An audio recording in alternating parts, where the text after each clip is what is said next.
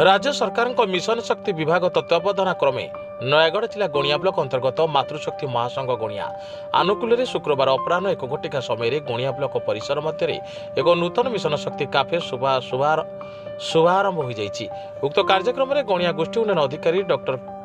बेबिता मंजरी नायक आनुष्ठानिक भाव में काफेर शुभ उद्घाटन करते। गणिया समन्वित शिशु विकास योजना अधिकारी उषाराणी साहू, ब्लॉक प्रोग्राम संयोजक कादमिनी नायक, मिशन शक्ति संयोजक प्रमोद कुमार बेहेरा, संघर सभापति निरुपमा पंडा, संपादिका संध्या राणी पंडा, कोषाध्यक्ष रुनुमती साहू समेत बीएलएफ सदस्य और 8 गोटी पंचायतर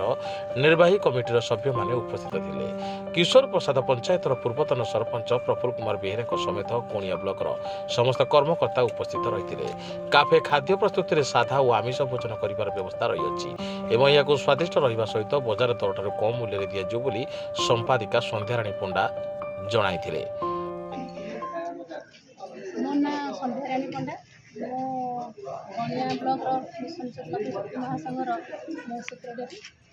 आज गोटे खुशी दिन मिशन शक्ति काफे उद्घाटन है गणिया ब्लॉक कार्यालय परिसर आगु केमती कार्यपंथा चलो आज गोटे बहुत खुशी दिन और गर्वर दिन जब गणिया आज मिशन शक्ति काफे बोली गोटे जिन सब आम शुणुते कि आम ये प्रकार आम आज खोलू समस्त सहयोग खोलू आम चाहूँ आगू आम सुलभ दर में देते माँ भौणी मैंने बहुत दूर आसुवा छुआ पिला धरी कम करने ब्लक परिसर भितर से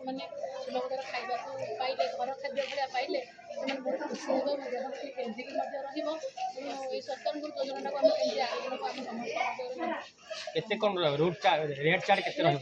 70 होचे 5 टका कम रे हम निहाती देबो जेतो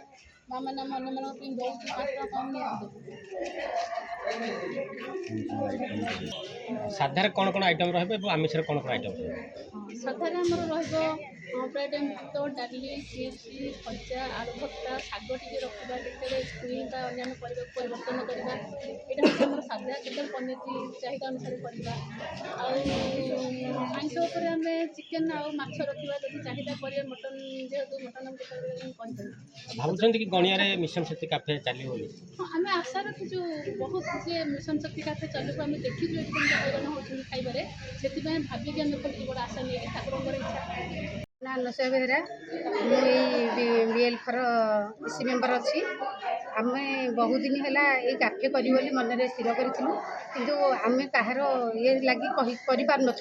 किंतु विडुओं अनुमति रे आम काफेटा बहुत खुशी काफेटा आज उद्घाटन होती तेणु मुझे गणियार जनसाधारण समस्त अनुरोध करुचु आम काफे के आसिकी समस्त सहयोग आसिकी आमर जहाँ होटा कि खुशी जब समस्ते खाइबे एवं आम बहुत खुशी हूँ बहुत दिन आशाटा आमर आज माने आशाटा पूर्ण होती कहूँ जे यहीटा कि सबुदिन लगी रही काफेटा सबुआड़े होता आम शुणुलु किंतु आम कर किंतु आज जेहेतु समस्त आम गणिया। नयगढ़ जिलूर मुख्य प्रतिनिधि अजित कुमार दास रिपोर्ट साई सत्य न्यूज।